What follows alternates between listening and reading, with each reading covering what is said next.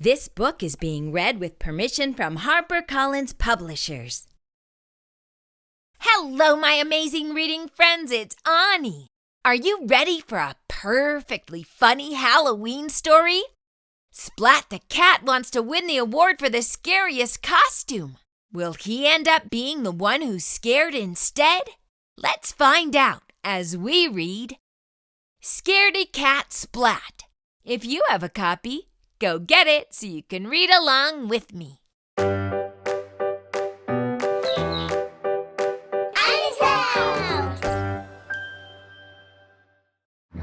Alanya. I'm from Germany. Like and subscribe to Awnie's house. Scaredy Cat Splat by Rob Scotton. Mom! Cried Splat. There's a scary spider on my jack-o'-lantern! He's small and hairy with really funny eyes. Splat's voice wobbled with worry. But you're small and hairy with really funny eyes, said his mom. Splat thought for a moment. But I haven't got 8 legs, he replied. If you had, maybe you'd be a scary spider too, teased his mom. Splat made a scary spider face. Hey! Splat's mom caught the spider under a glass jar. Splat looked closely at the spider. It didn't look so scary now that it was trapped. Can I take the spider to school for Halloween? Asked Splat. We've all made jack-o'-lanterns and everyone is dressing up in costumes and Mrs. Whippy Dimple's gonna tell a ghost story and there's a prize for the scariest cat and I want to be the scariest cat. So please can I take the spider to school? Please? He added without taking a breath. Okay, said his mom. Where's your Halloween costume? Asked his mom. Splat pulled a broom from the closet and sat astride it. Aha! Look at me! I'm a scary witch's cat! Cried Splat, racing around the kitchen. You certainly are scary, said his mom. Then disaster struck. Splat tripped over his tail and with a crack, the broom handle snapped in 2. His scary witch's cat costume was ruined. Oh, now I've got nothing to wear, Splat groaned. Even Seymour couldn't console him. Splat's mom had an idea. She stuffed some old socks with scrunched up newspaper and tied them to Splat with string. There, she said. Splat looked in the mirror and jumped back with a squeal. Ah! Oh, I scared myself, he said. He looked again and this time he smiled. Look at me, he cried, waving his sock legs. I'm a big scary sock spider. Splat placed his jack-o'-lantern and spider on his wagon and set off to school. On the way, he met Spike dressed as a mummy and Plank dressed as a skeleton. They're pretty scary, said Splat. Seymour nodded and trembled a little. But I'm scarier, said Splat. Splat made his scariest spider face and growled. Grrr!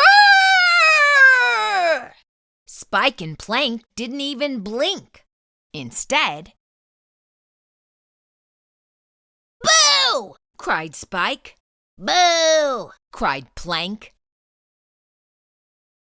Splat yelped and jumped high in the air. Ah! And landed in a heap. Oh! Splat sighed. Spike and Plank are both scarier than me. Seymour nodded and trembled a little bit more. I'll never win the prize for Scariest Cat, said Splat. The sock spider, the skeleton, and the mummy continued on their way to school. In class, everyone showed their jack-o'-lanterns. Splat's jack-o'-lantern made everyone laugh. Oh! Splat sighed. never win the prize for Scariest Cat. Seymour shook his head. Everyone placed flashlights in their jack-o'-lanterns, and Mrs. Wimpy Dimple turned down the lights and whispered in her best ghost story voice, "In the dark, dark wood, there's a dark, dark house. In the dark, dark house, there's a dark, dark room. In the dark, dark room, there's a dark, dark box. And in the dark, dark box, there's a ghost!" Mrs. Wimpy Dimple cried. Ah! The class jumped with fright. Splat was so startled his tail whipped around and sent his jack-o'-lantern spinning through the air. And what goes up must come down. Splat! Unable to see anything, Splat stumbled around the classroom. Everyone shrieked as the Pumpkinhead glared at them and made strange hoo-hooing noises. Hoo! Hoo!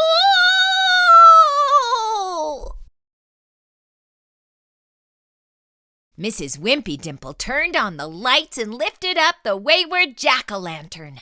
The shrieking turned to laughter as Splat fell out. Calm down, hushed Mrs. Wimpy Dimple. Now, class, who should win the prize for being the scariest cat? Splat! They all cheered. Splat may have been scared at first, but he learned that being brave doesn't mean you never get scared. It just means you keep going anyway. Thank you for reading with me today. Until next time, keep reading and keep imagining. Bye, friends.